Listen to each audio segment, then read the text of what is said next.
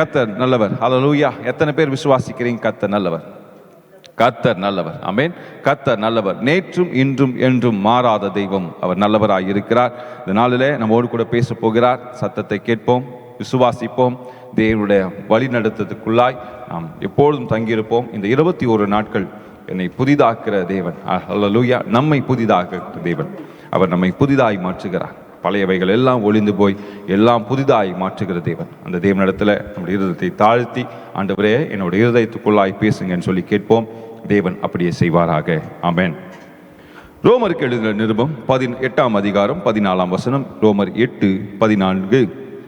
மேலும் எவர்கள் தேவனுடைய ஆவியினாலே நடத்தப்படுகிறார்களோ அவர்கள் தேவனுடைய புத்திரராய் இருக்கிறார்கள். ஆமென்.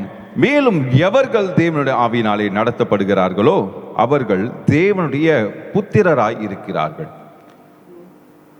ஹோலி ஸ்பிரிட், பரிசுத்த ஆவியானவர். பரிசுத்த ஆவியானவர் கிறிஸ்துவ வாழ்க்கைக்கு மிகவும் முக்கியமான ஒரு நபராய் இருக்கிறார். அந்த தேவன் எப்பொழுதுமே நம்மளுக்கு உள்ளாய் கிரியை செய்கிற தேவன். ஐ மீன் தி அட்ரிபியூட்ஸ் ஆஃப் காட். பிதா, குமாரன், பரிசுத்த ஆவியானவர். அவர் திரியேக கடவுளாய் இருக்கிறார். ஒரே கடவுளாய் இருக்கிறார். நம்மோடு கூட இணைந்து பேசுகிற கடவுளாய் இருக்கிறார். நம்மை வழி நடத்துகிற தெய்வமாய் இருக்கிறார். ஆமென். சிலர் பிதாவை மாத்திரம் விசுவாசிப்பாங்க, சிலர் பரிசுத்த ஆவியை மாத்திரம் விசுவாசிப்பாங்க, சிலர் இயேசு கிறிஸ்துவை மாத்திரம் விசுவாசிப்பார்கள். வேதாகம் என்ன சொல்லுகிறதுனா, அவர் திரியேக கடவுளாய் இருக்கிறார், ஆனால் ஒரே கடவுளாய் இருக்கிறார். அவர் எங்கும் நிறைந்தவராய் இருக்கிறார். சர்வ வல்லமை உள்ள தேவனாய் இருக்கிறார். ஆமென். இந்த வேளையிலே பரிசுத்த ஆவியானவர் நம்முடைய இருதயத்துக்குள்ளாய் கிரியை செய்யும்படியாய் இந்த நாளிலே தேவன் நம்மோடு கூட இடைப்படுவாராக. இத்தனை நாட்கள் நம்ம ஆல்மோஸ்ட் 8 செய்திகளை நாம் கேட்டு இருக்கிறோம். விசேஷமாக இந்த கடைசி பகுதியில் 8 செய்திகளை கேட்டிருக்கோம். இன்றைக்கு 9வது செய்தி. ஒவ்வொரு நாளும் தேவன் நமக்குள்ளாக புதிய அற்புதங்களை செய்து வருகிறார். எனக்குள்ளாக செய்திருக்கிறார். அநேக மாற்றங்களை என்னோட இருதயத்துக்குள்ளாய் நான் பார்க்கிறேன். ஆண்டவர் உங்களுக்கு பேசுவதற்கு முன்பாக தேவன் என்னோடு கூட இடைப்பட்டார், என்னோடு கூட பேசினார். என் இருதயத்துக்குள்ளாக பலவிதமான மாற்றங்களோடு கூட நான் இங்கே நிற்கிறேன். அதே மாற்றத்தோடு நீங்களும் இருப்பீர்கள் என்று சொல்லி நான் விசுவாசிக்கிறேன். யார் யார் தொடர்ச்சியாக இந்த செய்திகளை கேட்டு வருகிறீர்களோ உங்கள் இருதயத்துக்குள்ளாய் தேவன் வல்லமையாய் கிரியை செய்வார். நீங்கள் யோசிக்கலாம், நான் அநேக நாள் ஜெபிக்கிறேன், அநேக நாள் உபவாசத்தை ஜெபிக்கிறேன், ஆனால் ஒரு அற்புதத்தை நான் பார்க்க முடியவில்லை என்று சொல்லி நீங்கள் யோசிக்கிறவர்கள், நான் தாழ்மையோடு கேட்டுக்கொள்ளுகிறேன். ஒவ்வொரு நாளும் தேவன் பேசுகிற செய்தியை கவனமாய் நீங்கள் கூர்ந்து கவனிக்க வேண்டுமாய் அன்போடு கேட்டுக்கொள்கிறேன். அப்படி நீ மிஸ் பண்ணியிருந்தீங்கன்னா தயவு செய்து யூடியூப்ல எல்லா செய்திகளும் இருக்கிறது, சென்று அதை முதலாவது கேளுங்க. அப்படி நீங்கள் கேட்கும்போது என்ன ஆகும்னா, ஒவ்வொரு விதத்தில் இந்த தேவனாகிய கர்த்தர் நம்ம இருதயத்துக்குள்ள எந்தெந்த மாற்றங்களை செய்ய வேண்டும் என்று சொல்லி தேவன் சித்தம் கொண்டபடினாலே ஒவ்வொரு நாளும் தெய்வீக வார்த்தையால் நம்மை வழிநடத்தி வருகிறார். அந்த தேவனிடத்தில் இன்றைக்கு ஒரு முக்கியமான காரியத்தை நாம் கற்றுக்கொள்ள போகிறோம். விசேஷமாக இந்த ஒரு செய்தி நிச்சயமாய் மற்ற செய்திகளுக்கு மேலாய் இருக்கும் என்று சொல்லி நான் விசுவாசிக்கிறேன். ஏன் அப்படி சொல்றேன்னா, இந்த பரிசுத்த ஆவியானவர் எல்லாவற்றுக்கும் மேலாக இருக்கிறார். இவர் நமக்குள்ளாக கிரியை செய்யும் போது பாருங்க, நமக்குள்ளாக இருக்கிற எல்லா மறைவுகள், ஒளிவுகள், நமக்குள்ளாக இருக்கிற தீங்குகள், அசுத்தங்கள் எல்லாவற்றையும் அவர் சீர் செய்து நமக்கு போதித்து நமக்கு ஏவி நாம் எப்படி செய்ய வேண்டும் என்று சொல்லி அவர் வழிநடத்துகிற தேவனாய் இருக்கிறார். வேதாகமத்தில் விசேஷமா பரிசுத்த ஆவியானுக்கு விரோதமாய் பேசப்பட்ட பாவங்கள் மன்னிக்கவே படாது என்று சொல்லி இருக்கிறது. சிலர்லாம் பார்த்தீங்கன்னா இந்த அந்நிய பாஷையில் பேசுறவங்களை கிண்டல் பண்ணுவாங்க, பரிசுத்த ஆவியில நிரம்புவர்களை கிண்டல் பண்ணுவாங்க. இந்த தியாலஜிக்குள்ள நீங்க வந்தாலும் சரி, வராவிட்டாலும் சரி, அது எப்படின்னு சொல்லி உங்களுக்கு தெரியாது. ஒருபோதும் பரிசுத்த ஆவியானவர் சம்பந்தப்பட்ட காரியங்களுக்கு நீங்கள் விலகி இருங்க. அவர் குறித்து உங்களோட ஞானம் திறக்கவில்லை என்றால் அதை குறித்து பேசாமல் இருங்க. நீங்க பேசாமல் இருப்பதே உங்களுக்கு ஆசீர்வாதம். தவறாக பேசி பரிசுத்த ஆவியில நிரம்புவர்களை கிண்டல் செய்து இப்படிலாம் பண்றாங்க, இப்படின்னா அலட்டிக்கிறாங்க, மியூசிக் அடிச்சோன்னே நல்லா குதிக்கிறாங்க, இது போல வார்த்தைகளை நீங்கள் அவாய்ட் பண்ணிட்டு பரிசுத்த ஆவியானவர் முதல்ல எப்படின்னு சொல்லி கற்றுக்கொள்ளுங்கள். அல்லது இந்த பரிசுத்த ஆவியோட வல்லமை என்னன்னு சொல்லி நாம் பார்ப்போம். இந்த பரிசுத்த ஆவியானவர் எப்படி செயல்படுவார் சொல்லி பார்ப்போம். இதெல்லாம் கற்றுக்கொண்ட பிறகு உங்கள் ஞானம் திறக்கவில்லை என்றால் தயவு செய்து வாயை மூடிட்டு அமைதியாக இருங்கள். ஏனென்றால் வேதம் தெளிவாக சொல்லுகிறது, பரிசுத்த ஆவியானவருக்கு விரோதமாய் நீங்கள் பேசுகிற வார்த்தைகளை தேவன் உற்று கவனிக்கிறார், அதற்கு மன்னிப்பே இல்லை என்று சொல்லி வேதாகமத்தில் நம் வசனம் இருக்கு. ஆமென். ஸோ ஆவியானவருக்கு விரோதமாய் ஒருபோதும் பேசாமல் இருங்க, அது உங்களுக்கு ஆசீர்வாதம். ஆமென். அதே நேரத்தில் இந்த பரிசுத்த ஆவியானவர் இல்லை என்றால் கிறிஸ்துவ வாழ்க்கையே இல்லை. ஏனென்றால் அவர் நமக்குள்ளாக வாசம் செய்து நாம் எப்படி செயல்பட வேண்டும், என்ன செய்ய வேண்டும், கிறிஸ்துவ வாழ்க்கைக்கு நம்மை நேராக நடத்துகிற ஆவியானவர். இந்த ஆவியானவர் உள்ளே வந்து நமக்குள்ளாய் வாசம் செய்யும் போது அவர் நேராக நம்மை வழி நடத்துகிறார். எப்படின்னா கிறிஸ்துவுக்கு நேராக தேவனுடைய வழியில தேவன் சொல்லுகிற திட்டங்களை நம் மூலமாய் செயல்படுத்தி அதை நிறைவேற்றுகிற தேவனாய் இருக்கிறார். ஆமென். யோவான் 16:13 சத்திய ஆவியானவர் என்று சொல்லி, சத்திய ஆவியானவர் வரும்போது என்று சொல்லி நாம் வாசிக்கிறோம். இந்த சத்திய ஆவியானவர் என்ன செய்வார்னா, அவர் வல்லமையான காரியங்களை நம்ம உள்ளத்தில் செய்வார், அற்புதமான காரியங்களை செய்வார்.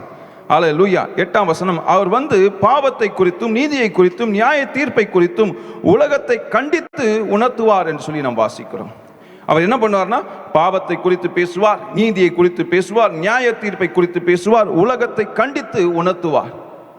ஒவ்வொரு முறையும் நாம் கீழே விழும்போதெல்லாம் இந்த பரிசுத்த ஆவியானவர் நம்மை சீர்படுத்தி கொண்டே இருப்பார். உமது கோலும் உமது தடியும் என்னை தேற்றும் என்று சொல்வது பரிசுத்த ஆவியானோட செயல்பாடு. பரிசுத்த ஆவியார் நமக்குள்ளாக இருந்து செயல்படும் போது பாருங்க, இந்த ஆவியானவர் நம்மை செம்மையான பாதையிலே நடத்துகிற தேவனாய் அவர் இருக்கிறார். ஹல்லேலூயா. ஆமென். 1 கொரிந்தியர் 3:16 வசனம், நீங்கள் தேவனுடைய ஆலயமாய் இருக்கிறீர்கள் என்றும் தேவனுடைய ஆவி உங்களில் வாசமாய் இருக்கிறது என்று சொல்லி அறியீர்களா? நீங்கள் தேவனுடைய ஆலயமாய் இருக்கிறீர்கள். தேவனுடைய ஆவின்னு சொல்லப்படுவதுதான் பரிசுத்த ஆவியானவர். இந்த பரிசுத்த ஆவியானவர் நமக்குள்ளாக வாசமாய் இருக்கிறார் என்று சொல்லி நாம் விசுவாசிக்கணும். விசுவாசிக்கும் போது அந்த பரிசுத்த ஆவியானவருக்கு நம்ம இடம் கொடுக்கணும். ஆண்டவரே, என்னை வழி நடத்துங்க, என்னை போஷிங்க, என்னை பாதுகாத்து கொள்ளுங்க, தீய வழியில செல்லாமல் செம்மையான வழியில நடப்பதற்கு எனக்கு கற்றுக் கொடுங்கன்னு சொல்லி நாம் கேட்கும் போது இந்த பரிசுத்த ஆவியானவர் நமக்குள்ளாக இருந்து நம்மை செம்மையான பாதையிலே நடத்துகிற தேவனாய் அவர் இருக்கிறார். 1 கொரிந்தியர் 2:10 நமக்கோ தேவன் அவைகளை தமது ஆவியினாலே வெளிப்படுத்தினார், அந்த ஆவியானவர் எல்லாவற்றையும் தேவனுடைய ஆழங்களையும் ஆராய்ந்து இருக்கிறார் சொல்லி நாம் வாசிக்கிறோம். அந்த ஆவியானவர் எல்லாவற்றையும் நாம் செய்கிற செயல்களை எல்லாவற்றையும் அவர் நமக்கு தெளிவாக சொல்லுகிற தேவனாய் இருக்கிறார். ஹல்லேலூயா, ஹல்லேலூயா. அவர் நமக்கு போதித்து வழி நடத்துகிற தேவனாய் அவர் இருக்கிறார். ரோமர் 8:26 அந்தபடியே ஆவியானவர் தமது பலவீனங்களை நமக்கு உதவி செய்கிறார், நாம் ஏற்றபடி வேண்டிக் கொள்ள வேண்டியது என்னதென்று அறியாமல் இருக்கிறபடியினால் ஆவியானவர் தாமே வாக்கு கடங்காத பெருமூச்சுகளோடு நமக்காய் வேண்டுதல் செய்கிறார். பாருங்க, நாம் எப்படி ஏற்றபடி வேண்டிக் கொள்ள வேண்டியது என்னதென்று அறியாமல் இருக்கிறபடியால் ஆவியானவர் தாமே வாக்கு கடங்கா பெருமூச்சுகளோடு நமக்காய் வேண்டுதல் செய்கிறார். கிறிஸ்துவ வாழ்க்கையில பரிசுத்த ஆவியானவர் இல்லை என்றால் கிறிஸ்துவ வாழ்க்கையே இல்லை. ஹல்லேலூயா, ஹல்லேலூயா. There is no relationship with God without Holy Spirit. பரிசுத்த ஆவியானவர் நமக்குள்ளாக இல்லாவிட்டால் நாம் கிறிஸ்துவ வாழ்க்கையிலே வாழவே முடியாது. இந்த ஆவியானவர் நமக்குள்ளாக இருந்து நம்மை வழி நடத்துகிறார். நம்ம செம்மையான பாதையில செல்ல வேண்டும், பரிசுத்த பாதையில செல்ல வேண்டும். எங்க போகணும், என்ன செய்யணும், யார்கிட்ட என்ன பேசணும், எப்படி நாம் நம்முடைய உறவுகளை மெயின்டைன் பண்ணணும் என்று சொல்லி இந்த பரிசுத்த ஆவியானவர் நமக்குள்ளாக இருந்து நமக்கு உணர்த்தி கொண்டே இருப்பார். இந்த செய்தியின் தலைப்பு என்னன்னா, பரிசுத்த ஆவியானவரால் ஏவப்பட்ட வாழ்க்கை. நீங்க இந்த பரிசுத்த ஆவியானவரால் ஏவப்பட்ட அப்படின்னு சொன்ன உடனே தமிழ்ல அதோட அர்த்தங்களை தெளிவாக புரிந்து கொள்ள முடியாது. ஏன்னா பலவிதமான காரியங்களுக்கு நம்ம யூஸ் பண்ணுவோம். உதாரணத்துக்கு சொல்லணும்னா, இவன் மேல ஏவி விட்டுட்டாங்க அப்படின்னு சொல்லுவோம். ஒரு அசுத்த ஆவியை இவன் மேல ஏவி விட்டுட்டாங்க அப்படி சொல்லி நம்ம சொல்லுவோம். ஆனா அது உண்மையான அர்த்தம் என்னன்னா, ஆங்கிலத்தை பார்க்கும்போது prompted by the Spirit. ப்ராம்ப்டிங்னா என்ன? நான் மீடியாவில் இருக்கிறதுனால இந்த ஷார்ட் ஃபிலிம்லாம் எடுக்கும்போது ஒரு ஆக்டர் நடிக்கும்போது கிறிஸ்துவ ஷார்ட் ஃபிலிம்ஸ் நிறையா ஷூட் பண்ணியிருக்கோம். ஸோ அப்போது நான் சில ஷார்ட் ஃபிலிம்ஸ் டைரக்ட் பண்ணியிருக்கேன்.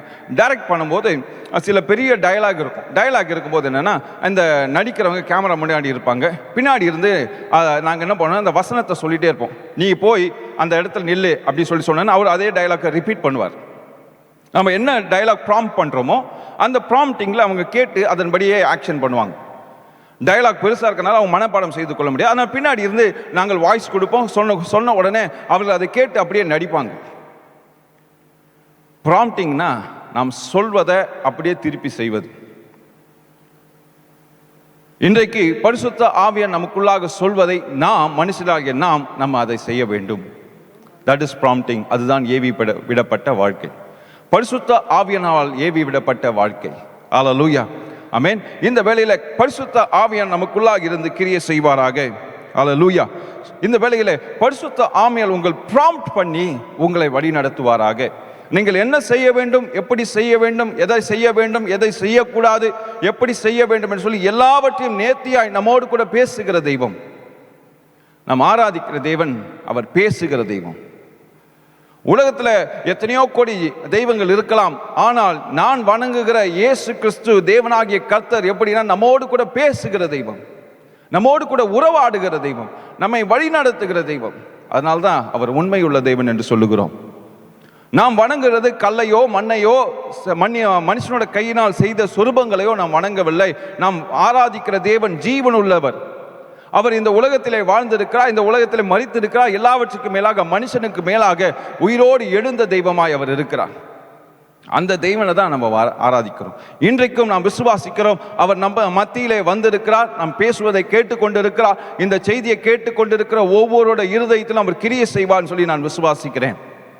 விசுவாசிக்கிறபடினாலே இந்த செய்தி நிச்சயமாய் உங்க உள்ளத்துக்குள்ளாய் பெரிய மாற்றங்களை கொண்டு வரும் என்று சொல்லி நான் விசுவாசிக்கிறேன். இப்பொழுது 3 குறிப்புகளை நான் சொல்லுகிறேன். பரிசுத்த ஆவியானவர் எப்படி நம்மோடு கூட பேசுவார், எப்படி நம்மோடு கூட இடைபெறுவார், என்னென்னலாம் செய்வார்னு சொல்லி 3 குறிப்புகளோடு அநேக குறிப்புகளை வைக்கலாம். ஆனால் 3 குறிப்புகளை முன்பாக வைக்கிறேன். இதை கேட்டு இந்த வசனத்தை, இந்த செய்திகளை கேட்டு முடிக்கும் போது நிச்சயமாய் உங்கள் இருதயத்துக்குள்ளாய் பரிசுத்த ஆவியானவர் பெரிய மாற்றங்களை கொண்டு வருவார்னு சொல்லி நான் விசுவாசிக்கிறேன். முதலாவது மார்க்கு எழுதின சுவிசேஷம் 1ஆம் அதிகாரம் 12ஆம் வசனம். மார்க்கு 1:12. உடனே ஆவியானவர் அவரை வனாந்தரத்திற்கு போகும்படி ஏவினார். அவர் வனாந்தரத்திலே 40 நாள் இருந்து சாத்தானால் சோதிக்கப்பட்டு அங்கே காட்டு மிருகங்களின் நடுவிலே சஞ்சரித்துக் கொண்டிருந்தார். தேவதூதர்கள் அவருக்கு ஊழியம் செய்தார்கள். ஹல்லேலூயா. இங்க நாம் வாசிக்கிறோம், இயேசு கிறிஸ்து உடனே ஆவியானவர் அவரை வனாந்தரத்துக்கு போகும்படி ஏவினார். இயேசு கிறிஸ்துவை ஆவியானவர் எங்கே வழி நடத்துகிறார்? வனாந்தரத்துக்கு போகும்படியாக ஏவுகிறார். இயேசு கிறிஸ்து 40 நாட்கள் வனாந்தரத்திலே உபவாசித்து ஜெபிக்கிறார். நம்ம ஜெபிக்கிற மாதிரி இந்த 21 நாள்ல நம்ம ஜெபிக்கிற மாதிரி அல்ல. ஒரு வேளை உபவாசம், 2 வேளை உபவாசம், 3 வேளை உபவாசம், இல்லை 21 நாட்கள் உபவாசம். எப்பெல்லாம் தண்ணி வேணுமோ நம்ம குடிச்சிக்கலாம், எப்போனா ஒரு ஜூஸ், ஒரு நாளைக்கு ஜூஸ் அப்படி குடிச்சிக்கலாம். அது போல பல காரியங்கள் நாம் வைத்திருப்போம். ஆனால் இயேசு கிறிஸ்து எப்படி உபவாசித்தார் என்றால் 40 நாட்களும் எதுவும் எடுத்துக்கொள்ளாமல், உண்ணாமல், குடிக்காமல், எந்த விதமான ஆகாரமும் எடுக்காமல் 40 நாட்கள் வனாந்தரத்திலே உபவாசிக்கிறார்.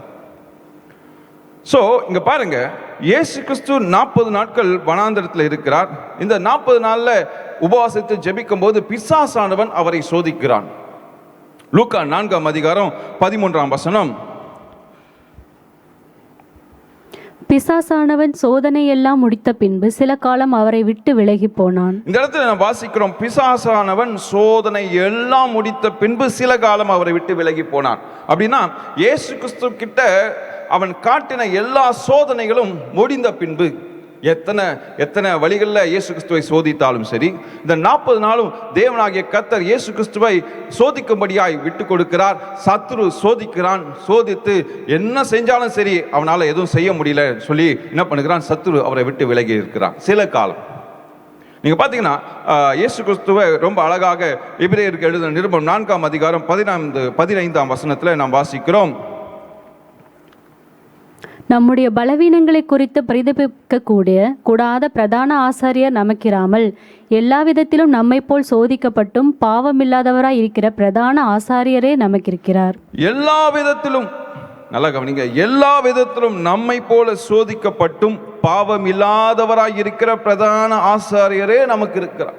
அப்பனா இன்றைக்கு உலகத்தில் பார்க்கிற பலவிதமான சோதனைகளை இயேசு சாமி முதலாகவே சந்தித்து விட்டார்.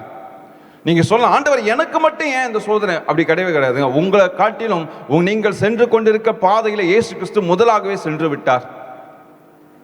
பல நேரத்தில் நம்ம ஜெபிக்கிறோம், அவங்களாம் நல்லா இருக்காங்க, எனக்கு மட்டும் ஏன் இந்த சோதனை, எனக்கு மட்டும் ஏன் இந்த அவமானம், எனக்கு மட்டும் ஏன் இந்த துன்பம்? நான் சொல்றேன், நீங்க மட்டும் இந்த அவமானத்தில் இல்லை, இயேசு கிறிஸ்துவும் உங்களோடு கூட, உங்களுக்கு முன்பாகவே இயேசு கிறிஸ்து நீங்கள் செல்லுகிற பாதை ஊடாய் அவர் சென்று விட்டார். அவருக்கு தெரியும் நீங்க எவ்வளவு வேதனையில் இருக்கீங்கன்னு சொல்லி அவருக்கு தெரியும். இன்றைக்கு நீங்கள் சொல்லலாம், என் குடும்பத்தில் பிரச்சனை பிரதர், என்ன செஞ்சாலும் என்ன திட்டிக்கிட்டே இருக்காங்க, காயப்படுத்திக்கிட்டே இருக்காங்க. நான் சொல்றேன், இயேசு கிறிஸ்து எல்லா விதத்திலும் சோதிக்கப்பட்டார். நீங்க சொல்லலாம், நான் எவ்வளவு செஞ்சாலும் எங்க கணவனிடத்துல இருந்து அன்பு பெற முடியல, மனைவி இடத்துல இருந்து அன்பு பெற முடியல, பிள்ளைகள் இடத்துல இருந்து அன்பு பெற முடியல, மாமியார் இடத்துல இருந்து அன்பு பெற முடியல, எந்த விதத்துல எங்களுக்கு அன்பு கிடைக்கல. நான் சொல்றேன், உங்களை போலவே அவர் கடந்து சென்றிருக்கிறார். நீங்க மட்டும் தனியா இல்லவே இல்லை. இங்க அதான் எல்லாவற்றிலும் நம்மை போல சோதிக்கப்பட்டும் எல்லா விதத்திலும் ஒரு ஒரு பிரச்சனை கூட இல்லைன்னு சொல்லவே முடியாது. நம்ம இப்போ நவீன காலத்தில் இருக்கிறோம். அதனால நீங்க யோசிக்கலாம், எல்லா விதத்திலும் எப்படி செட் ஆகும். நான் சொல்றேன், நீங்கள் சென்றதை எல்லாவற்றையும் அவர் சென்று விட்டார். எல்லா பாதையிலும் அவர் சென்று இருக்கிறார். ஆனா நமக்கு பிசாசானவன் சோதிக்கிற 3 சோதனைகள் மாத்திரம் நமக்கு லிஸ்ட் போடப்பட்டிருக்கு. அந்த உபவாசம் முடிந்த பின்பு இந்த கல்லெல்லாம் அப்பமாய் மாற்றி சாப்பிடுங்க அப்படி சொல்லி பிசாசானவன் சோதிக்கிறான். மேலேருந்து கீழே குதிகன்னு சொல்றான். இது போல 3 விதமான சோதனைகளை நமக்கு உதாரணமாக வேதாமத்தில் போட்டு இருக்கிறது. ஆனால் வேதாமம் இன்னொரு இடத்துல சொல்லியிருக்க, நம்மை போல எல்லா விதத்திலும் சோதிக்கப்பட்டவர் அவர். அப்போ பரிசுத்த ஆவியானவருக்குள்ளாக இருந்து இந்த சோதனைகளை மேற்கொள்வதற்கு பரிசுத்த ஆவியானவர் இயேசுக்குள்ளாக இருந்து உதவி செய்கிறார். அல்லேலூயா, ஆமென். ஆல் பாசிபிள் வேஸ், எல்லா விதத்திலும் இந்த 40 நாட்களும் எல்லா விதத்திலும் சோதிக்கப்படுகிறார்.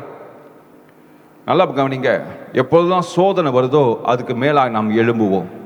உதாரணத்துக்கு நான் உங்களுக்கு காண்பிக்கிறேன். லூக்கா 4ஆம் அதிகாரம் 14ஆம் வசனம், லூக்கா 4ஆம் அதிகாரம் 14, 15 வசனங்களை நாம் வாசிப்போம்.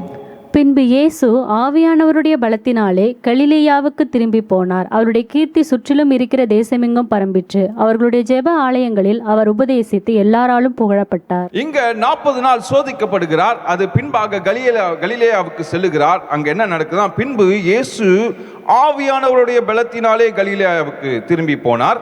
இதுக்கு முன்பாக அங்கதான் இருந்தார். ஆனா இப்போ அங்கேயே திரும்பி போகிறார். அவருடைய கீர்த்தி சுற்றிலும் இருக்கிற தேசமெங்கும் பரம்பிற்று. பாருங்க, எப்பெல்லாம் நம்ம சோதிக்கப்படுகிறோமோ அப்போதான் அதுக்கு பின்பாக மகிமையான காரியத்தை ஆண்டவர் நமக்கு வைத்திருக்கிறார். எப்பெல்லாம் நீங்கள் சோதனை கூடாய் நடந்து செல்லுகிறீர்களோ அதற்கு பின்பாக மகிமையான கிரீடத்தை ஆண்டவர் உங்களுக்கு வைத்திருக்கிறார். அதே போலதான் இயேசு சாமி 40 நாட்கள் சோதிக்கப்படுகிறார். சோதித்த பின்பு அவருடைய கீர்த்தி சுற்றிலும் இருக்கிற எல்லா தேசமெங்கும் பரம்பிற்று. அவருடைய ஜெப ஆலயங்களில் அவர் உபதேசித்த எல்லாவற்றிலும் புகழப்பட்டார். எல்லாராலும் புகழப்பட்டார், எல்லாவற்றிலும் புகழப்பட்டார். தேச எங்கும் அவருடைய கீர்த்தி புகழப்படுகிறது. அவரை குறித்து பேசப்படுகிறது. அவர் இப்படிப்பட்டவர், அவர் தேவனுடைய ஒரே பேரான குமாரன் என்று சொல்லி பேசப்படுகிறது. அவர் மெய்யான கிறிஸ்து என்று சொல்லி பேசப்படுகிறது. அவரால் அற்புதங்கள் செய்ய முடியும் என்று சொல்லி பேசப்படுகிறது. எல்லாம் எங்க நடக்குதுன்னா, ஆவியானவர் சொல்லுகிற பாதையிலே நடந்தபடியினாலே, ஆவியானவர் அவளோடு கூட இருந்து செயல்பட்டபடியினாலே அவருடைய கீர்த்தி எல்லா இடத்திலும் புகழப்படுகிறது. அல்லேலூயா, அல்லேலூயா. பாருங்க, பரிசுத்த ஆவியானவரோடு கூட இருந்து நம்ம செய்கிற வேலை வேற, பரிசுத்த ஆவியானவர் இல்லாமல் நம்ம செய்கிற வேலைகள் வேற. உங்களுக்கு ஒரு உதாரணத்தை நான் காண்பிக்கிறேன். சிம்சோனை பற்றி எல்லாருக்கும் நமக்கு நன்றாக தெரியும். சிம்சோன் காட்டு வழியாக நடந்து செல்லுகிறான். அப்பொழுது ஒரு சிங்கம் எதிராக வருகிறது. அப்பொழுது பரிசுத்த ஆவியான சிம்சோன் மேலே இறங்குகிறார். இறங்கின உடனே அந்த சிங்கத்தை, ஆட்டுக்குட்டியை கிழிப்பது போல சிங்கத்தை 2ஆக கிழித்து போடுகிறார். பரிசுத்த ஆவியான மகிமையா இறங்குறபடினாலே அவனுக்குள்ளாக ஒரு பெரிய வல்லமை, அந்த வல்லமை வந்த உடனே சிங்கத்தை ஒரு ஆட்டுக்குட்டி கிழிப்பதை போல கிழிக்கிறான். நீங்க யோசிச்சு பார்த்தா, ஆட்டுக்குட்டியை கிழிப்பதே மிக கடினமான ஒரு காரியம். யோசிச்சு பாருங்க, ஆட்டுக்குட்டியை வாயை பிடிச்சு 2ஆ கிழிச்சிட முடியுமா நம்மளால? எவ்வளவு கடினமான ஒரு தோலை 2ஆ கிழிக்க முடியுமா? முடியாது. ஆனா இங்க ஆட்டுக்குட்டியை கிழிப்பது போல சிங்கத்தை கிழிக்கிறார். அப்போ எவ்வளவு பெரிய வல்லமை சிம்சோனுக்குள்ளாக வருகிறது. சிம்சோன் ஆட்டுக்குட்டியை கிழிப்பது போல சிங்கத்தை 2ஆக கிழித்து தூக்கி போடுகிறார். போயிட்டு மறுபடியும் ரிட்டர்ன் வரும்போது பார்த்தீங்கன்னா, இப்போ பரிசுத்த ஆவியானவர் சிம்சோன் மேல இல்லை. சிம்சோன் என்ன நினைச்சுக்கிறார்னா, ஒரு உயிருள்ள சிங்கத்தை நான் 2ஆக கிழித்து போட்டேன், செத்த சிங்கம் என்ன பண்ண போடுதுன்னு சொல்லி அது கிட்டே செல்கிறார். அது உள்ளாக இருந்த தேனை எடுத்து புசிக்கிறார். உயிருள்ள சிங்கம் என்ன செய்ய போகுதுன்னு யோசிச்ச வேளையில பரிசுத்த ஆவியானவர் இறங்குகிறார், சிங்கத்தை 2ஆக கிழிக்கிறார். இங்க செத்த சிங்கம் பரிசுத்த ஆவியானவர் துணை இல்லாமல் சென்று கிட்டே செல்லுகிறார். அந்த சிங்கம், செத்த சிங்கம் சிம்சோனை தீட்டுப்படுத்துகிறது. அப்போ என்ன நடக்குதுன்னா, ஒவ்வொரு நாளும் நம் கிறிஸ்துவ வாழ்க்கையில வாழ வேண்டும் என்றால் பரிசுத்த ஆவியானவர் நமக்குள்ளாய் கிரியை செய்து கொண்டே இருக்கணும். அந்த பரிசுத்த ஆவியானவருக்கு நம்ம அலோவ் பண்ணணும். ஒரு இருதயத்துக்கு வெளியே இருந்து நான் கதவை தட்டுகிறேன், எவன் கதவை திறக்கிறானோ அவனுக்குள்ளாக சென்று நான் பிரவேசிப்பேன் என்று சொல்லி ஆண்டவர் சொல்லுகிறார். அப்போ ஒரு இருதயத்துக்குள்ளாக நம்ம இயேசுவை வரவிடணும். உங்க எல்லாருக்குமே தெரியும், என்னைக்கு நீங்க ரட்சிக்கப்பட்டீங்களோ அந்த நாள் முதற்கொண்டு பரிசுத்த ஆவியானவர் உங்களுக்குள்ளாக வருகிறார். அவர் கிரியை செய்ய ஆரம்பிக்கிறார், உங்களோடு கூட பேசுகிறார், உங்களுக்கு நல்லது எது கெட்டதுன்னு சொல்லி உங்களுக்கு போதித்து நடத்துகிறார். அப்போ அந்த பரிசுத்த ஆவியானவர் நமக்குள்ளாக இருக்கும்போது அவரோட துணையோடு நம்ம எல்லாவற்றையும் செய்யும் போது அது ஆசீர்வாதமாய் மாறும். சிங்கமா இருந்தாலும் சரி, கர்ஜிக்கிற சிங்கமா இருந்தாலும் சரி, எவனை விழுங்கலாம் என்று சொல்லி சுற்றி திரிகிற கர்ஜிக்கிற சிங்கமா இருந்தாலும் சரி, பரிசுத்த ஆவியானவர் நமக்குள்ளாக இருக்கும்போது அந்த சிங்கத்துக்கு எதிர்த்து நிற்க வேண்டும். சத்ருக்கு எதிர்த்து நில்லுங்கள் என்று சொல்லி வேதாங்க வசனம் சொல்லுகிறது. அப்போ பரிசுத்த ஆவியானவர் துணையோடு தான் சத்ருக்கு எதிர்த்து நிற்க முடியும். நீங்க மாத்திரம் போய் நிற்க முடியாது. சத்ருக்கு நீங்கள் எதிர்த்து நிற்கணும், பரிசுத்த ஆவியானவர் துணை வேண்டும். இங்க செத்த சிங்கம் என்ன பண்ணுதுன்னா சிம்சோனை தீட்டுப்படுத்துது. பல சூழ்நிலையில நீங்க யோசிக்கலாம், இதெல்லாம் நம்மள என்ன செஞ்சிட போகுது, இதெல்லாம் என்ன பண்ணிட போகுது அப்படி சொல்லி நீங்க சில காரியத்தை லகுவாக யோசிக்கலாம். ஆனால் பரிசுத்த ஆவியானவர் உங்களுக்குள்ளாக இருக்கும்போது எதுவும் பண்ண முடியாது. ஆனால் பரிசுத்த ஆவியானோட கிரியை உங்களுக்குள்ளாக இல்லாவிட்டால், பரிசுத்த ஆவியானவர் உங்கள் இருதயத்துக்குள்ளாக இல்லாவிட்டால், நீங்க செய்கிறதெல்லாம் பிரச்சனையில முடியும். நீங்கள் பேசுகிற வார்த்தை பிரச்சனையில போய் முடியும். இயேசுசாமி உள்ள வருகிறார், இருதயத்துக்குள்ளாக வருகிறார், வசிக்கிறார். ஓகே, இப்போ ஒரு வீட்டுக்குள்ளாக இயேசுசாமி வரார். நம்ம வீடு தான் இருதயம் வச்சுப்போமே. நம்ம என்ன பண்ணணும்னா, இயேசுசாமி என் பெட்ரூம்ல இருங்க, என் ஹாலில் இருங்க, என் கிச்சனில் இருங்க, நான் வசிக்கிற எல்லா இடத்துலையும் நீங்கள் நிறைந்திருங்கன்னு சொல்லி இயேசுசாமிக்கு நம்ம முழு வீட்டையும் திறந்து கொடுக்கணும். இல்லை ஆண்டவரே, இந்த கபோர்டு மட்டும் உங்களுக்கு வச்சிருக்கேன், இந்த கபோர்டுக்குள்ளாங்க மட்டும் இருங்க, எப்பெல்லாம் வேண்டுமோ அப்போ மட்டும் நான் திறந்து பார்த்துக்கிறேன், உங்கள் சத்தத்தை கேட்குறேன், மற்ற நேரத்தில் நான் மூடி வச்சிடறேன்னு சொல்லி வைக்கக்கூடாது. இருதயம் அப்படிதான், அவர் எல்லா இடத்திலும் நிறைந்திருக்க வேண்டும். நம்ம சரீரம் முழுவதுமாய் நிறைந்திருக்கணும். அப்போதான் நம்ம பரிசுத்த வாழ்க்கையில வாழ முடியும். இல்லை ஆண்டவரே, எனக்கு தேவையானப்போ அந்த கபோர்டை ஓப்பன் பண்ணுறேன், நீங்கள் என்கிட்ட பேசுங்க, மற்ற நாள் அடைச்சிட்டு என் வீட்டில் யாருக்கும் இடம் கிடையாது, நான் மட்டும் என் வீட்டில் வசிப்பேன்னு சொல்லி வாழ்ந்தீங்கன்னா அந்த வீடு தேவன் வசிக்கிற ஸ்தலமாக இருக்க முடியாது. சத்துரு உங்களுக்கு எதிராகி வந்தாலும் பரிசுத்த ஆவியானோட துணையோடு தான் சத்துருவை நீங்கள் பேஸ் பண்ண முடியும். அதனால நம்ம வாசிக்கிறோம் ஏசாயா 59 வெள்ளம் போல சத்துரு வரும்போது ஆவியானவர், கர்த்தருடைய ஆவியானவர் அவனுக்கு விரோதமாய் கொடியேற்றுவார். வெள்ளம் போல சத்துரு உங்களுக்கு எதிராகி வந்தாலும், சத்துருவின் சேனைகள் உங்களுக்கு எதிராகி வந்தாலும், ஆவியானவர் உங்களோடு கூட இருந்து உங்களை உயர்த்துவார், அவனுக்கு எதிராக கொடியேற்றுவார். ஹல்லேலூயா, ஹல்லேலூயா. நீதிமொழிகள் 3ஆம் அதிகாரம் 5-6 நம்ம வாசிக்கிறோம். உன் சுய புத்தியின் மேல் சாயாமல் உன் முழு இருதயத்தோடும் கர்த்தரில் நம்பிக்கையாய் இருந்து உன் வழிகளெல்லாம் அவரை நினைத்துக்கொள், அப்பொழுது அவர் உன் பாதைகளை செவ்வைப்படுத்துவார். இது சிம்சோனை குறித்து நாம் கொஞ்சம் அப்படி ரிலேட் பண்ணி பார்ப்போமே. உன் சுய புத்தியின் மேல் சாயாமல், சிங்கம் வரும்போது பரிசுத்த ஆவியானவர் இறங்கினார். ஆனால் 2ஆம் முறை சிங்கத்தை பார்க்கும்போது செத்த சிங்கமாய் இருக்கிறது, ஆனால் அதுக்குள்ள இருந்த தேன் கூட்டை எடுத்து புசிக்கிறான். சுயன் புத்தியின் மேல் சாயாமல், அந்த நேரத்தில் மட்டும் கொஞ்சம் ஆவியானவரே என் கூட வழி நடத்துங்க அப்படின்னு சொல்லி கேட்டிருந்தானா அது செத்த சிங்கமாக இருந்தால் அது கிட்ட போகாமல் நின்று இருப்பான். இன்னைக்கு கூட பலர் கூட நம்ம ஐக்கியம் வைத்துக் கொள்ளுகிறோம். அந்த ஐக்கியத்தை நம்ம யோசிக்கிறோம், இவங்க கூட இந்த ஐக்கியம் வச்சுட்டா என்ன, இவங்க கூட இந்த தூரம் போனா என்ன, இவங்க கூட நம்ம இப்படிலாம் சென்றால் என்ன நடக்க போகுது, ஒன்றும் நடக்காது. இவங்க கூட நம்ம ஒரு உறவுல இருந்தால் என்ன நடக்க போகுது, ஒன்றும் நடக்காது. நான் சொல்றேன், எதை செய்யணும் எதை செய்யக்கூடாதுன்னு சொல்லி பரிசுத்த ஆவியானவர் நமக்குள்ளாக இருந்து தெளிவாக பேசுவார். அதை செய்யுங்க, அது செய்ய வேண்டாம்னா செய்யாதீங்க. இதுதான் பரிசுத்த ஆவியானவர் நம்ம கூட இருந்து பேசுவது. இதுல இறங்க, இதுல இறங்காது, இந்த இடத்துக்கு போ, இந்த இடத்துக்கு போகாது. நான் முதல்ல இந்த செய்தியின் முதல்ல, அதாவது இந்த பாயிண்ட்ல முதல்ல நான் காமிச்சது அதுதான். பரிசுத்த ஆவியானவர் கிறிஸ்துவை ஏவினார், அவர் வனாந்தரத்துக்கு நேராய் நடந்து சென்றார். அப்போ நம்ம என்ன செய்யணும் என்ன செய்யக்கூடாதுன்னு சொல்ற மிகப்பெரிய வேலை பரிசுத்த ஆவியானோட வேலை. இந்த வேலைகளை நீங்கள் பல நேரத்தில் உங்களோட தீர்மானங்கள் தவறாக இருந்திருக்கலாம். ஐயோ ஆண்டவரே, நான் தவறு செஞ்சுட்டேன், தவறான முடிவுகளை நான் எடுத்துட்டேன், தவறான இடத்துக்கு நான் போயிட்டேன் அப்படி சொல்லி நீங்க இந்த வேலையில பரிசுத்த ஆவியானவரே என்னை சீர் செய்யுங்க, என்னை புடமிடுங்க, என்னை மறுபடியுமாய் உருவாக்குங்கன்னு சொல்லி நீங்கள் கேட்பீர்களானால் நிச்சயமாய் நான் சொல்வேன், பரிசுத்த ஆவியானவர் உங்களோடு கூட இடைப்பட்டு உங்களை மறுபடியுமாய் புதிய பாதையில வழி நடத்துகிற தேவனாய் இருக்கிறார். உங்கள் சுயல்பத்தின் மேல் சாயாமல் உங்கள் முழு இருதயத்தோடு கர்த்தரில் நம்பிக்கையாய் இருந்து உங்கள் வழியிலெல்லாம் அவரை நினைத்துக்கொள், அப்பொழுது அவர் உன் பாதையை செவைப்படுத்துவார். உன் வழிகளெல்லாம், நீ செய்கிற எல்லா காரியத்திலும் எங்க போனாலும், என்ன செஞ்சாலும், என்ன பேசினாலும், என்ன பார்த்தாலும் அவரை நினைத்துக்கொள். சொல்லுங்க, காலையில் எழுந்த உடனே சொல்லுங்க, ஆண்டவரே இந்த நாளில் நான் என்னென்னலாம் செய்கிறேனோ அந்த காரியங்களெல்லாம் ஆசீர்வதிங்க, என் கூட இருந்து பேசுங்க, நான் என்ன செய்யணும், என்ன பேசணும், என்ன பார்க்கணும், என்ன கேட்கணும், எல்லாவற்றையும் எனக்கு தெளிவுபடுத்துங்க. நீங்கள் யோசிக்கலாம், என்ன கேட்கணும் நான் எப்படி டிசைட் பண்ண முடியும்? ரோட்டில் போகிற சத்தம்லாம் என் காதில் விழுது, மற்றவங்க பேசுகிற வார்த்தைகள்லாம் என் காதில் விழுது. நல்லா கவனிங்க, காதுள்ளவன் கேட்க கடவன் அப்படின்னா என்ன அர்த்தம்னா, காது எல்லாருக்கும் தான் இருக்குது. அப்படின்னா என்ன அர்த்தம்?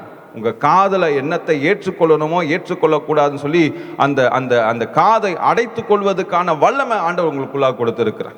இது பேசிக்கான ஒரு ஃபார்முலா. எல்லாருக்குள்ளேயும் அந்த வல்லமை இருக்குது. எதை கேட்கணும், சில பேச்செல்லாம் சொல்லுவாங்க, பெற்றோர் சொல்கிறாங்க, என்ன சொன்னாலும் கேட்க மாட்டேன்றான், எரும மாடு மாதிரியே சுற்றிட்டு இருக்கேன் அப்படி நம்ம சொல்லுவோம்ல. ஏன்னா எதை கேட்கணும் எதை கேட்கக்கூடாதுன்னு சொல்லி இந்த பரிசுத்த ஆவியானவர் உள்ளே இருந்து நம் காதுகளை அடைத்து வைப்பார். அல்லேலூயா. நல்ல வார்த்தைக்கு கேளுங்க, நல்ல காரியங்களுக்கு கீழ்ப்படியுங்க, நல்ல சத்தியத்துக்கு ஒபே பண்ணுங்க. அதே நேரத்தில் உங்களை இதை ஆபத்தில் நடத்தும் என்றால் உங்கள் காதுகளை அடைத்துக் கொள்ளுங்கள், உங்கள் கண்களை மூடிக்கொள்ளுங்கள். ஆமென். இரண்டாவதாக எபிரேயர் 10:24. எபிரேயர் 10:24. மேலும் அன்புக்கும் நற்கிரியைகளுக்கும் நாம் ஏவப்படும்படி ஒருவரை ஒருவர் கவனித்து. இங்க மேலும் அன்புக்கும் நற்கிரியைகளுக்கும் நாம் ஏவப்படும்படி ஒருவரை ஒருவர் கவனித்து. இந்த இடத்துல கலாத்தியர் 5:22 ஆவியின் கனியோ அன்பு என்று சொல்லி நாம் வாசிக்கிறோம். இங்க பரிசுத்த ஆவியானவர் என்ன செய்வார்னா, நாம் எதை நேசிக்கணும் எதை நேசிக்க கூடாதுன்னு சொல்லி நமக்குள்ளாக இருந்து பேசுவார். ஒரு பொருளை பார்க்கிறோம், அந்த பொருள் எல்லாருக்கும் ஆசீர்வாதமாக இருக்கிறது, ஆனால் நமக்கு அது ஆசீர்வாதமாக இருக்குமா இருக்காதா, நமக்கு அது தேவையா தேவையில்லையா? ஒரு ஒரு ஒரு ஓலை வீட்டில் வசிக்கும் போது அவன் ஆசைப்படுவதெல்லாம் பென்ஸ் கார், விலை உயர்ந்த கார். அப்போது அவன் போய் இதுக்காக நான் பிரயாசப்படுறேன், இதுக்காக பிரயாசப்படுறேன்னு சொல்லி அவன் சொல்வானா? பார்க்குறவங்கலாம் சொல்லுவாங்க, அட பைத்தியக்காரா, முதல்ல வீட்டை கட்டு, காரை நிறுத்தத்துக்கு ஒரு இடத்த உண்டு பண்ணு, அதுக்கப்புறம் தான் அந்த கார் வாங்கிறதுக்கு ஆசைப்படணும், இல்லையா? அதே போல தான் சில காரியங்கள் உங்கள் பார்வைக்கு அழகாக இருக்கும், சில பார்வைகளுக்கு இது நியாயமாய் தெரியும், உங்களுடைய பார்வைக்கு இது வேண்டியதாய் தெரியும். ஆனால் பரிசுத்த ஆவியானவர் எதன் மேலே நீ நாட்டம் வைக்கணும் எது மேலே நாட்டம் வைக்கக்கூடாதுன்னு சொல்லி பரிசுத்த ஆவியானவர் உங்களோடு கூட பேசுவார். ரோமர் 5:5. ரோமர் 5:5. மேலும் நமக்கு அருளப்பட்ட பரிசுத்த ஆவியினாலே தேவ அன்பு நம்முடைய இருதயங்களில் ஊற்றப்பட்டிருக்கிறபடியால் அந்த நம்பிக்கை நம்மை வெட்கப்படுத்தாது. ஹல்லேலூயா. பரிசுத்த ஆவியினாலே தேவ அன்பு நம்முடைய இருதயங்கள் ஊற்றப்பட்டிருக்கிறபடியினால் சில பொருட்கள் மேல மாத்திரமல்ல, ஆட்கள் மேல, நம்ம சுற்றி இருக்க ஜனங்கள் மேல நாம் யார் மேல அன்பு வைக்கணும் யார் மேல அன்பு வைக்கக்கூடாது, யாருக்கிட்ட நெருங்கி பழகணும் யாருக்கிட்ட நெருங்கி பழகக்கூடாதுன்னு சொல்லி பரிசுத்த ஆவியானவர் நமக்குள்ளாக இருந்து பேசலாம். நீங்க அம்மா மேல அப்பா மேல நெருங்கி அவங்க மேல அன்பு வைக்கணுமா கேட்டால் அது டிஃபால்ட். உங்க பிள்ளைகளை நீங்க நேசித்து தான் ஆகணும், பெற்றோர்களை நேசித்து தான் ஆகணும், தாயும் தகப்பனையும் கனம் பண்ணுவாயாகன்னு சொல்லி போட்டிருக்கு. அப்போ யார் மேல அன்பு வைக்கணும்னா உங்க பொருட்கள் மேலேயான்னு சொல்லி சில பொருட்கள் மேல இருக்கிற இச்சையின் நிமித்தமாக சில பாவத்துக்குள்ளாய் நாம் விழுவோம், சில மனிதர்கள் மேல இருக்கிற இச்சையின் நிமித்தம் சில பாவத்துக்குள்ளாய் நாம் விழுவோம். ஆனால் பரிசுத்த ஆவியானவர் நமக்குள்ளாக இடைப்படணும் சொல்லி நம்ம அலோ பண்ணும்போது தான் நம்மளோட வாழ்க்கை சீர்படப்படும், நம்மளோட வாழ்க்கை சுத்திகரிக்கப்படும். இந்த செய்தியை கேட்டுக்கொண்டு இருக்கும் போதே இதுவரைக்கும் அந்த ஒரு எக்ஸ்பீரியன்ஸ் நான் கிடைச்சதே கிடையாது அப்படி சொல்லி நீங்க சொல்லிங்கன்னா, நான் சொல்றேன், இப்பொழுது பரிசுத்த ஆவியானவருக்கு இடம் கொடுங்க. ஆவியானவரை எனக்குள்ளாக கிரியை செய்யுங்கன்னு சொல்லி சொல்லுங்க. பரிசுத்த ஆவியானவர் யார் கேட்கிறாங்களோ அவங்க மேல வல்லமையை இறங்குவார். மாம்சமான யாவர் மேலும் இறங்குவேன்னு சொன்ன தேவனாகிய கர்த்தர் இன்றைக்கு உங்க கிள்ளி பாருங்க, உங்களுக்குள்ள மாம்சம் இருக்கணும், அப்போ பரிசுத்த ஆவியானவர் உங்களுக்குள்ள வசிப்பதற்கு அவர் தகுதி உள்ளவர், நீங்க தகுதி உள்ளவங்க. அப்போ நீங்க கேட்கும் போதே பரிசுத்த ஆவியானவர் உங்களுக்குள்ள இறங்குவார். பல நேரத்தில் நம்ம சொல்லுவோம், இவங்க என் மண்டையை கழுவிட்டாங்க, அவங்க சொன்னதுனால இப்படி நான் செஞ்சுட்டேன், இவங்க என்ன ஆங்கிலத்தில் சொன்ன இன்ஃப்ளூயன்ஸ் பண்ணிட்டாங்க, அவங்க சொன்னதுனால நான் இப்படி செஞ்சுட்டேன். சில நேரத்தில் சொல்லுவாங்க பார்த்தீங்களா, அவங்க ஒரு வார்த்தை சொன்னாங்க எனக்குள்ள சுருன்னு கோபம் வந்துடுச்சு.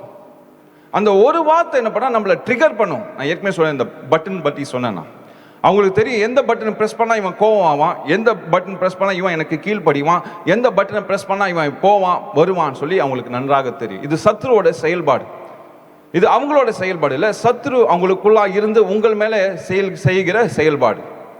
சத்துரு நேராக வந்து அப்படியே பேய் மாதிரி நின்று உங்ககிட்ட பேசினா நீங்கள் கேட்க மாட்டீங்க, ஐயோ சொல்லி ஓடிடுவீங்க. ஆனால் சத்துரு எப்படி வரானா, இன்னொரு மனிதனுக்குள்ளாய் வந்து உங்களோடு கூட பேசுவோம். அப்போ மற்றவங்களுக்கு நம்ம இடைஞ்சலாக இருக்கக்கூடாது, மற்றவங்களை இன்ஃப்ளூயன்ஸ் பண்ணுங்கிறவளாய் நம்ம இருக்கக்கூடாது, மற்றவங்களாய் இன்ஃப்ளூயன்ஸ் ஆகிறவங்களாகவும் நம்ம இருக்கக்கூடாது. நல்லா கவனிங்க, இது ரொம்ப ரொம்ப முக்கியம். மற்றவங்களை இன்ஃப்ளூயன்ஸ் பண்ணுறவங்களா நம்ம இருக்கக்கூடாது. இன்ஃப்ளூயன்ஸ்னால் நல்ல விதத்தில் இன்ஃப்ளூயன்ஸ் பண்ணலாம், அவங்கள பயன்படுத்தலாம், அவங்களுக்கு தெளிவுபடுத்தலாம். ஒரு போதகரோட வேலை என்ன? மற்றவங்களை செம்மையான வழியில நடத்துவது தான் போதகரோட வேலை. அப்போ மற்றவங்களை நல்வழியில நடத்துவதுக்கு நம்ம முயற்சி செய்யலாம், ஆனால் மற்றவங்களை தீமையான வழியில நடத்துவதுக்கு நம்ம ஒருபோதும் துணை நிற்கக்கூடாது. அதே போல மற்றவங்க நம்மளை தவறா ட்ரீட் பண்றாங்க, தவறான வழியில நம்ம நடத்துறாங்கன்னு சொல்லி நம்ம தெளிவாகணும். அப்படி தெளிவாகலன்னா இப்பொழுதே பரிசுத்த ஆவியோட துணையை கேளுங்க. ஆண்டவரே, இவங்க என்னை ரொம்ப அதிகமா பயன்படுத்துறாங்க, இவங்க ரொம்ப அதிகமா என்னை இன்ஃப்ளூயன்ஸ் பண்றாங்க, அவங்கள விட்டு விலகி இருப்பதுக்கு எனக்கு பாதுகாப்பு கொடுங்க, எங்களுக்கு அரணாய் நில்லுங்க அப்படின்னு சொல்லி நீங்க கேளுங்க. பரிசுத்த ஆவியானவர் உங்களுக்கு அரணாய் நிற்பார்.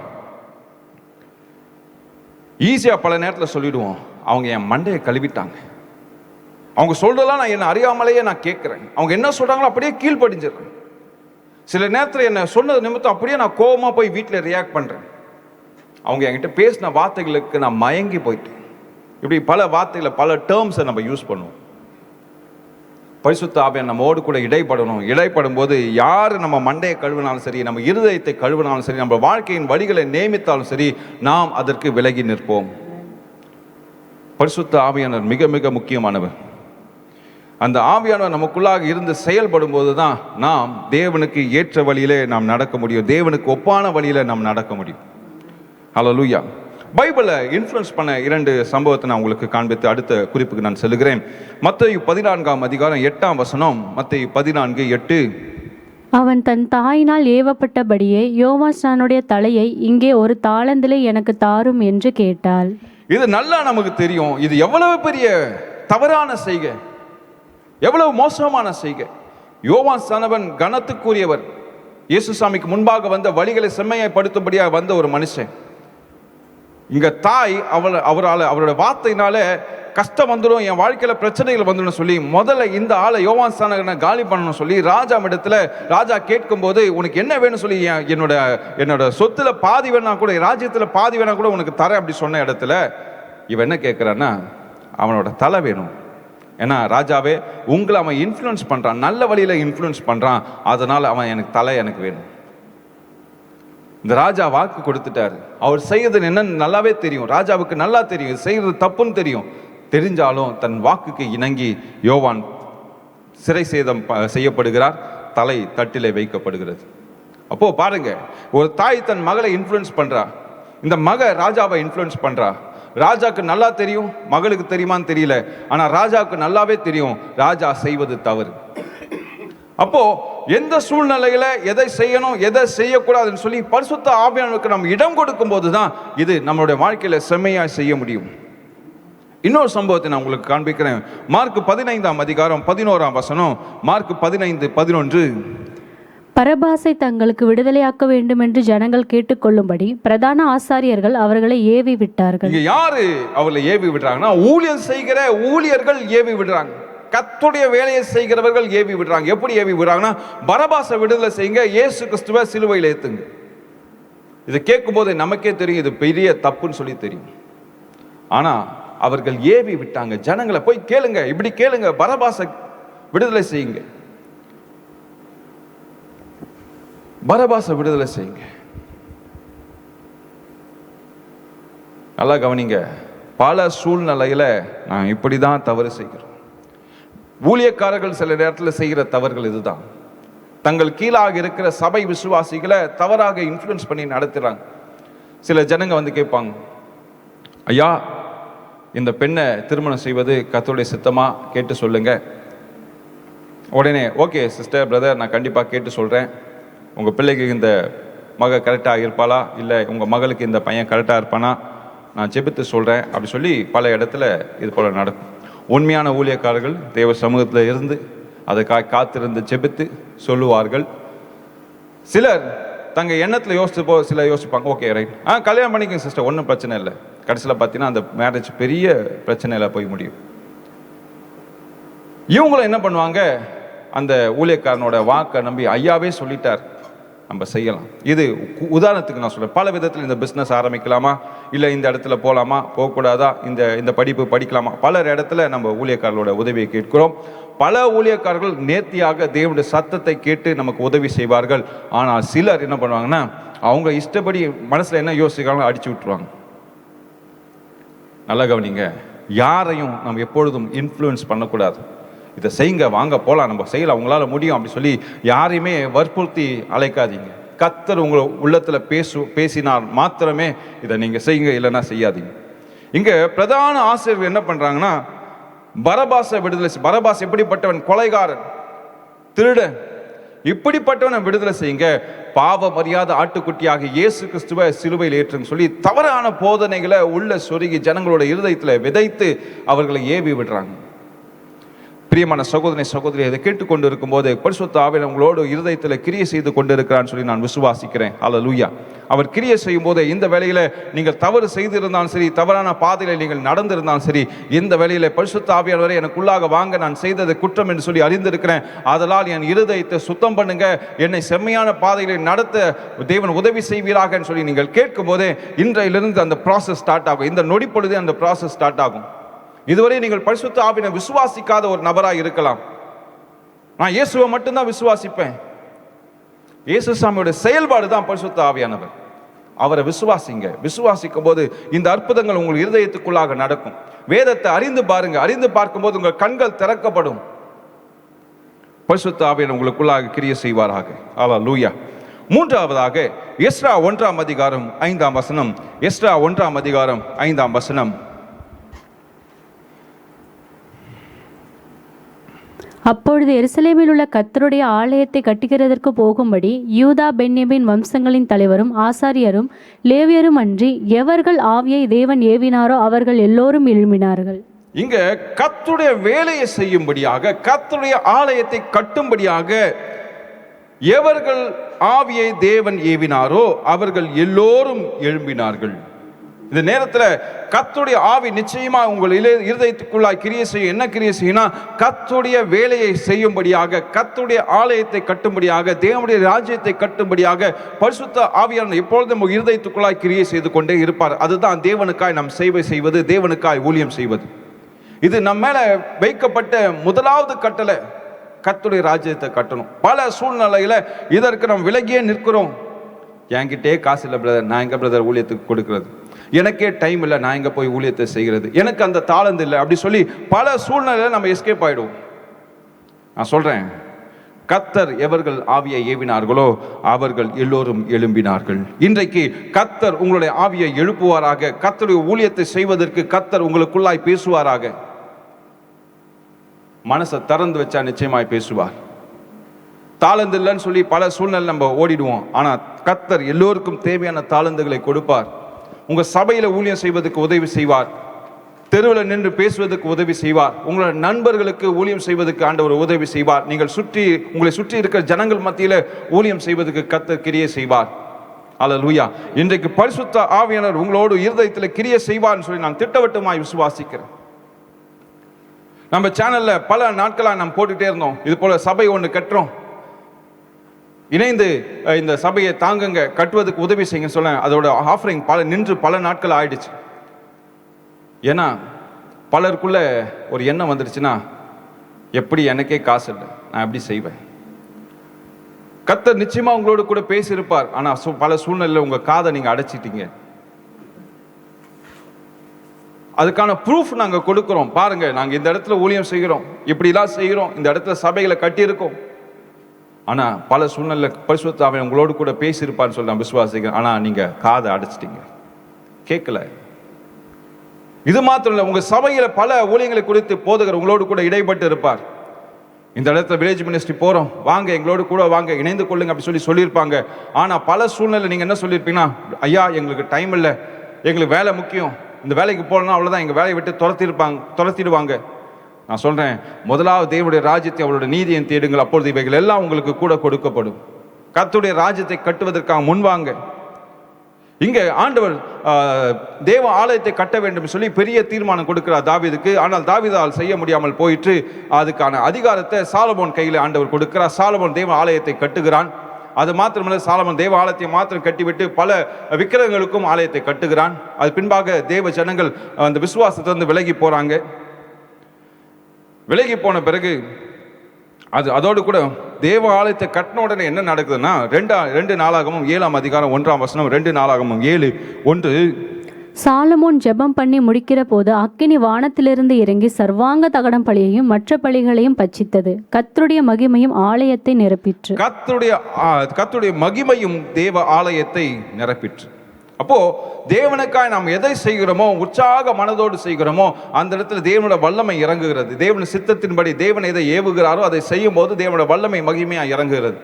நீங்கள் கர்த்தருடைய சித்தத்தின்படி எதை செய்கிறீர்களோ அந்த இடத்துல தேவனுடைய வல்லமை இறங்கும். தேவனுடைய வல்லமை மகிமையா இறங்கும்.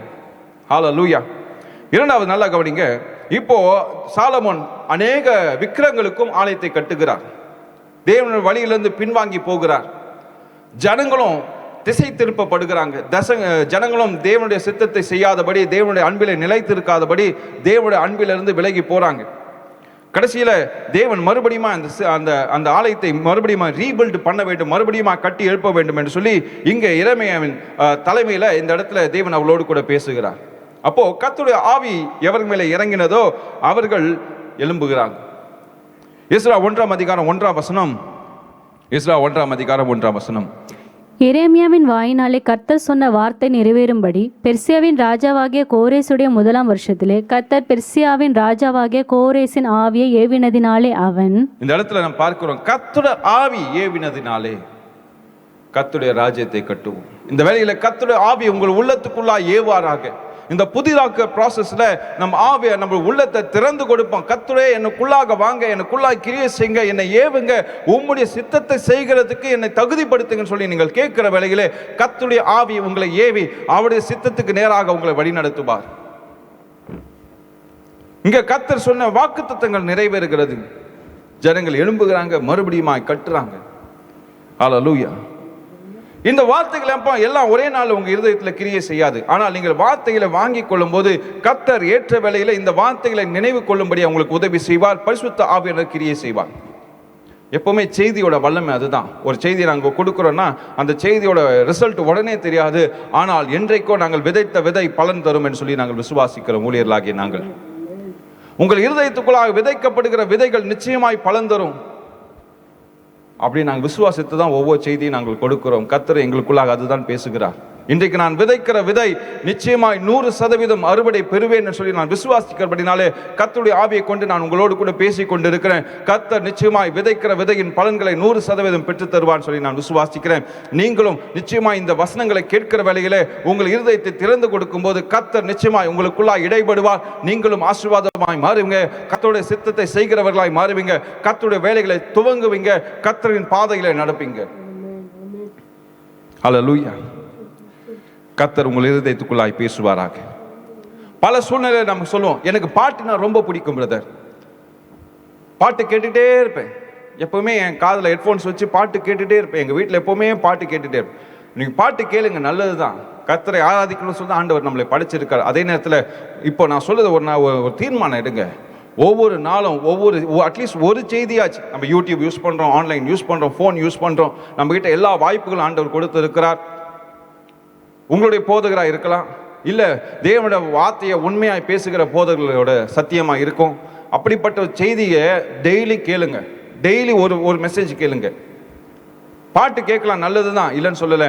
ஆனாலும் தேவனுடைய வார்த்தையும் கேளுங்க. நீங்கள் கேட்கும் போதே கர்த்தருடைய வார்த்தை உங்களுக்குள்ளாய் கிரியை செய்ய ஆரம்பிக்கும். இதுதான் விதை விதைச்சாதான் அறுவடை பார்க்க முடியும். விதை விதைக்கப்படணும் உங்கள் இருதயத்துக்குள்ளாக. செய்தி மேலே கான்சென்ட்ரேட் பண்ணுங்க. தேவ செய்தியை கேளுங்க, தேவனுடைய வார்த்தையை கேளுங்க, வார்த்தையை விசுவாசிங்க. கர்த்தர் உங்களை புடமிடுவார். வார்த்தையினாலே ஆண்டவர் பேசுவார். 3 காரியங்கள் நீங்க செய்யணும். கர்த்தரை துதிக்கிறவர்களா இருக்கணும், வேதத்தை தியானிக்கணும், அந்த வார்த்தை உங்களுக்கு இருதயத்துக்குள்ளாய் விதைக்கப்படணும், ஜெபிக்கிறவனா நீங்கள் இருக்கணும். அப்போ தேவனை ஆராதிக்கணும், வார்த்தை மேல விசுவாசம் வைக்கணும், வார்த்தையை கேட்கணும். 3வது கர்த்தரிடத்துல பேசுகிற ஒரு மனுஷனாய், உறவு கொள்ளுகிற மனுஷனாய், ஆவியானவர் உங்களுக்குள்ளாய் இடைப்பட வேண்டும் சொல்லி விசுவாசிக்கிற பிள்ளையாய் நீங்கள் இருக்கணும். இப்படி இருக்கும்போது பாருங்க, கர்த்தர் உங்களை வல்லமையாய் பயன்படுத்துவார். கர்த்தர் உங்களை நேராக வழி நடத்துவார், பரிசுத்த பாதையில வழி நடத்துவார். இதை கேட்டுக்கொண்டிருக்க அருமையான சகோதர சகோதரியே, ஆண்டவர் உன் வாழ்க்கையில வல்லமையாய் கிரியை செய்ய வேண்டும் என்றால் இன்றைக்கு இப்பொழுதே பரிசுத்த ஆவியோட துணையை நீங்கள் நாடுங்க. பரிசுத்த ஆவியானவர் உங்களோடு கூட இடைப்படுவார். நீங்களும் மகிமையாய் செயல்பட ஆரம்பிப்பீங்க. மனுஷன் கழுவுறத, மண்டையை கழுவுறத விடாதீங்க. மனுஷனோட செயல்பாடுகளுக்கு உங்க இருதயத்தை கொடுக்காதீங்க. மனுஷனோட எல்லா விதமான தந்திர சூழ்ச்சிகளுக்கு விலகிருங்க. கர்த்தருடைய சத்தத்துக்கு கேளுங்க. நீங்க ஊழியக்காரனா இருக்கலாம், விசுவாசியா இருக்கலாம், இப்பொழுதுதான் கிறிஸ்துவுக்குள்ள வளருகிற ஒரு மனுஷனா இருக்கலாம். இப்பொழுதே உங்களுக்கு ஒரு எச்சரிக்கை துணி கேட்கிறது. கர்த்தருடைய வழியிலே நடக்கிற பிள்ளைகளாய் நாம் மாறுவோம். பரிசுத்த ஆவியானவருக்கு இடம் கொடுப்போம். பரிசுத்த ஆவியானவர் நம்மளோடு கூட பேசுற காரியத்தை நம்ம செய்வோம். இல்லைன்னா செய்யாமல் அமைதியா இருங்க. ஒரு ஊழியக்காரர் இப்படிதான் சொன்னாரு, விழிச்சிருந்து நீ பாவம் செய்வதை விட பேசாம படுத்து தூங்கிடு, அட்லீஸ்ட் பாவம் செய்யாமலாச்சு இருப்ப. என்னது? விழித்திருந்து பாவம் செய்வதை விட பேசாம படுத்து தூங்கிடு, அட்லீஸ்ட் பாவமாச்சு செய்யாமல் இருப்ப. கர்த்தருக்கு பிரியமில்லாத காரியங்களை செய்யாமல் இருப்ப. இன்றைக்கு கர்த்தரும் இதே தான் நம்மளோடு கூட பேசுகிறார். கர்த்தருக்கு பிரியமில்லாத காரியங்களை செய்யாதீங்க. அப்படி நீங்க செயல்படணும், நான் ஆக்டிவா இருக்கணும்னு சொல்லி ஆசைப்பட்டீங்கன்னா பரிசுத்த ஆவியானவருக்கு இடம் கொடுங்க. பரிசுத்த ஆவியானவர் உங்களோடு கூட பேசுவார். 3 குறிப்புகளை குறித்து நான் பேசினேன். முதலாவது, தேவனால் ஏவப்பட்ட ஒரு வாழ்க்கை. எங்க செய்யணும், என்ன செய்யணும், என்ன பண்ணணும், எங்க போகணும், எங்க வரணும் அப்படி சொல்லி பரிசுத்த ஆவியானால் வழி நடத்தப்படுகிற ஒரு வாழ்க்கை. இரண்டாவதாக, பரிசுத்த ஆவி நம்மோடு கூட இருக்கும்போது யாரு கூட ஐக்கியம் வைத்துக் கொள்ள வேண்டும், யாருக்குள்ள ஐக்கியம் வைத்துக் கொள்ளக்கூடாது, யார்கிட்ட இருந்து நம்ம விலகி இருக்கணும் சொல்லி பரிசுத்த ஆவி தெளிவா உங்களோடு கூட பேசுவார். ஐக்கியம் மாத்திரமல்ல, என்ன வேலை செய்யணும், என்ன படிக்கணும், எந்த பெண்ணை திருமணம் செய்யணும், எந்த பையனை திருமணம் செய்யணும், யாரு கூட ஐக்கியம் வைக்கணும், யாரு கூட ஃப்ரெண்ட்ஷிப் இருக்கணும், இது எல்லாவற்றையும் பரிசுத்த ஆவி நேர்த்தியாக உங்களோடு கூட இடைப்படுவார். மூன்றாவதாக, கர்த்தருடைய சித்தத்தை செய்கிற ஒரு பிள்ளையாய் நீங்கள் இருக்க வேண்டும். 3 குறிப்புகள் உங்கள் இதயத்துக்குள்ளாக விதைத்துக் கொள்ளுங்க. இந்த 3 காரியம் நான் செய்தே ஆக வேண்டும், கர்த்தருக்காய் செய்து ஆக வேண்டும் சொல்லி ஒரு தீர்மானம் எடுங்க. கர்த்தர் உங்கள் இருதயத்துக்குள்ளாய் பேசுவாராக. ஹல்லேலூயா, ஆமென். கர்த்தர் நிச்சயமாய் இந்த செய்தியை கேட்டுக்கொண்டு இருக்கிற வேளையிலே உங்கள் இருதயத்துக்குள்ளாய் வல்லமையாய் கிரியை செய்து கொண்டிருப்பான்னு சொல்லி நான் விசுவாசிக்கிறேன். ஆமென், ஆமென், ஆமென், ஆமென். Thank you Jesus. ஹல்லேலூயா, ஹல்லேலூயா. எல்லாரும் கண்களை மூடி நான் ஜெபித்து முடிக்க போகிறோம். இருக்கிற இடங்களில் கண்களை மூடி. இதுவரை பரிசுத்த ஆவியானவரை நான் விசுவாசத்தே கிடையாது பிரதர். நான் இயேசு கிறிஸ்துவை மட்டும்தான் பிடிக்கும், அவர் தான் எல்லாவற்றையும் செய்கிறவர் சொல்லி நீங்கள் யோசித்து கொண்டு இருக்கலாம். ஆனால் பரிசுத்த ஆவியானவரோட வல்லமையை வேதாமத்தை பல இடங்கள்ல நாம் பார்க்கிறோம். அவர் எப்படி செயல்படுவார் சொல்லி நாம் பார்த்திருக்கிறோம். It's attributes of God. கர்த்தருடைய செயல்பாடுகள், கர்த்தருடைய வல்லமை, அதுதான் பரிசுத்த ஆவியானவர். இவர் என்ன செய்வார்னா, நம்ம இருதயத்தை சுத்திகரிப்பார், நேர்த்தியாய் வழி நடத்துவார். அந்நிய பாஷை மாத்திரம் பேசுவது பரிசுத்த ஆவியானோட வேலை இல்லை, ஆவியில நிரம்புவது மாத்திரம் பரிசுத்த ஆவியானோட வேலை இல்லை. பரிசுத்த ஆவியானோட மிகப்பெரிய வேலை என்னன்னா, உங்களை நேர்த்தியாய் நடத்துவது. பரிசுத்த ஆவியானவர் இந்த வேளையில இந்த செய்தியை கேட்டுக்கொண்டிருக்கிற ஒவ்வொரு இருதயத்துக்குள்ளாய் கிரியை செய்வான்னு சொல்லி நான் விசுவாசிக்கிறேன். அவர் மகிமையின் மேகமாய் உங்கள் மேலே இறங்குவாராக. உங்களை எந்த பாதையில போகணும், எந்த பாதையில போகக்கூடாதுன்னு சொல்லி திட்டம் தெளிவாக உங்க இருதயத்துக்குள்ளாய் பேசுவாராக. மனுஷனோட வார்த்தைகளுக்கு செவி சாய்க்காதபடி, மனுஷன் சொல்றதை கேட்காதபடி, ஐயோ என்கிட்ட பேசினாங்க அப்படியே நான் மயங்கி போயிட்டேன்னு சொல்லி சொல்லாதபடி, இந்த பரிசுத்த ஆவியானவர் உங்களோடு கூட இருந்து எந்த பாதையில செல்லணும், எந்த பாதையில செல்லக்கூடாதுன்னு சொல்லி அவர் நேர்த்தியாக உங்களோடு கூட பேசுவார். எதை செய்யணும், எதை செய்யக்கூடாதுன்னு சொல்லி கற்றுத்தாங்க ஆவியானவரே சொல்லி நாம் பாடினோம். எங்க செல்லணும், எங்க செல்லக்கூடாதுன்னு சொல்லி போதித்து வழி நடத்துங்க ஆவியானவரே சொல்லி நாம் பாடினோம். ஹல்லேலூயா. இந்த பரிசுத்த ஆவியானவர் உங்களுக்குள்ளாய் இடைப்படுவாராக. பல சூழ்நிலை நம்ம சொல்லுவோம், ஆண்டவரே எனக்கு தெரியல, நான் தவறா இந்த காரியத்தை செய்துட்டேன். நீங்க ஆரம்பிக்கும் போதே பரிசுத்த ஆவியானவர் துணையை நீங்க கேட்டு இருந்தீங்கன்னா, ஆவியானவரே எனக்குள்ளாய் இருந்து பேசுங்க ஆண்டவரே, இந்த காரியத்துல நான் இறங்கணுமா, இந்த காரியத்துல நான் கை வைக்கணுமா, வைக்கக்கூடாதா, இதை நான் படிக்கணுமா, படிக்கக்கூடாதா, இந்த இடத்துல வேலைக்கு செய்யணுமா, செய்யக்கூடாதா என்று சொல்லி ஒவ்வொரு விஷயத்தில் நீங்க கேட்டு இருந்தீங்கன்னா, பரிசுத்த ஆவியானவர் இவங்க கூட தான் பேசுவேன், இவங்க கூட நான் பேச மாட்டேன்னு சொல்லி விலகி போகிற தேவன் அல்ல. அவர் மாம்சமான யாவர் மேலும் இறங்குகிற தேவன். இந்த தேவனாகிய கர்த்தர் உங்கள் உள்ளத்துக்குள்ளாக இந்த நாளிலே பேசுவாராக என்று சொல்லி நான் ஜெபிக்கிறேன். நீங்களும் வாஞ்சிங்க, கேளுங்க. கேட்கிற எவனும் பெற்றுக்கொள்ளுகிறான். கேளுங்க. Come on everybody. இந்த வேளையில என் மகிமையான பிரசன்னம் உங்கள் ஒவ்வொரு வீடுகளையும் நிரப்புவதாக. இருக்கிற இடங்களிலே கண்களை மூடி சொல்லுங்க, ஆண்டவரே விலகாத மேகமே, முன் செல்லும் மேகமே, என் மேலே மகிமையா இறங்குங்க ஆண்டவரே, பரிசுத்த ஆவியானவரே என்னை நிரப்புவீராக சொல்லி கேளுங்க.